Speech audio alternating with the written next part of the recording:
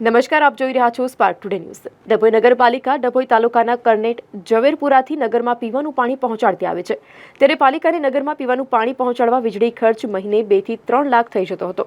સરકારના અભિગમના પગલે ડભોઈ નગરપાલિકામાં આશરે 3 માસ પૂર્વે સોલાર પેનલ પ્રોજેક્ટ મંજૂર થયો। 4 સ્થળોએ સોલાર પેનલ લગાવવાની કામગીરી શરૂ થઈ, જે પૈકી 2 સ્થળોએ પેનલને કનેક્શન આપી ઉપયોગ શરૂ થયો છે, તો હજી કરનેટ પમ્પિંગ સ્ટેશન અને ઝવેરપુરા રંગુપવન ખાતે સોલાર પેનલનું કામ જે છે 95% કામ પૂર્ણ થયું છે, જેના કારણે નગરપાલિકાની આગામી 1 માસ બાદ વીજળી ખર્ચમાં બચત થશે।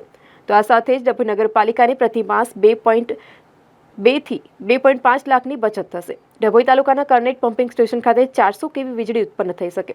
સોલાર પ્લાન્ટ 95% કામગીરી પૂર્ણ થઈ ગઈ છે, તો સાથે જ જે પૈકી 2 પ્લાન્ટ શરૂ થઈ ગયા છે। સરકારના અભિગમથી આગામી 1 માસમાં પાલિકાને નગરને પાણી પહોંચાડવા માટે વીજળી ખર્ચમાં લાભ થશે। તમામ પ્લાન્ટ શરૂ થઈ જશે ત્યારે 2 થી 2.50 લાખની નગરપાલિકાને બચત થશે। હાલ પ્લાન્ટની કામગીરી પૂર્ણતાને આરે છે। આગામી 1 માસમાં તમામ પ્લાન્ટ શરૂ થશે, ત્યારે ભૂતકાળમાં વીજ બિલ ભરવામાં પાલિકાને ભારે હાલાકી રહેતી હતી, પરંતુ નગરજનોને હવે પાણી સમયસર મળી રહેશે તેવી આશા નગરજનોમાં બંધાઈ છે।